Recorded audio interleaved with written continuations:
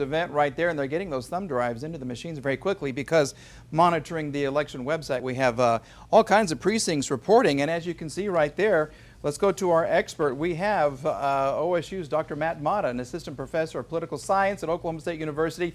You've been hanging around with us all night long. We certainly appreciate that, giving us some insight. Let's go ahead and let's talk about it. I think we have a graphic of State Question 805. This is where Sierra is. This is criminal justice reform.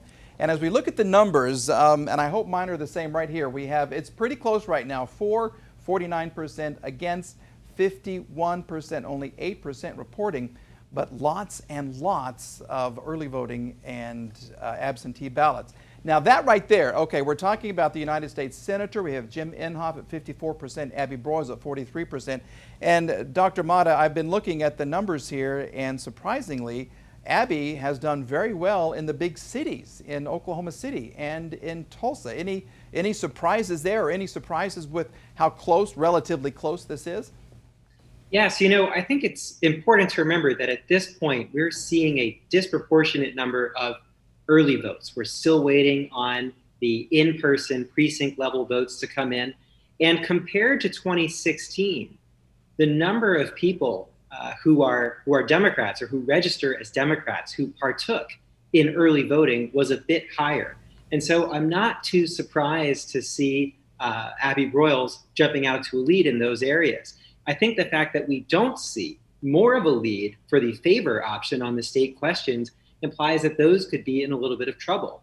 As I've talked about a couple of times, the public opinion data showed that the favor option was polling a bit ahead of the oppose option for both questions, but lots of Oklahomans hadn't made up their minds, and neither side had really gotten a majority. And so if you haven't, at this point, jumped out to a lead, I think it's quite an uphill battle for the rest of the night on those questions.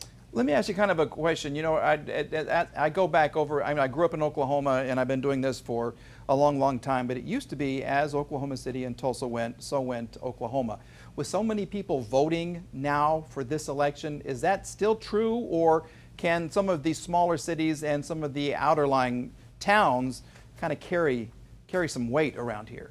Yeah, that's an excellent question. So while it's certainly true that Oklahoma City and Tulsa are the population centers or hubs of Oklahoma, we've seen both in Oklahoma and across the country an increasing partisan divide between more rural and suburban parts of the state and more urban or metro parts of the state. And so what used to be true in the past, as goes Oklahoma City, as goes Tulsa, so goes Oklahoma, that's not quite the case anymore. And so I'm not too surprised if we see a divergence, potentially an even greater divergence than we saw in 2016 tonight.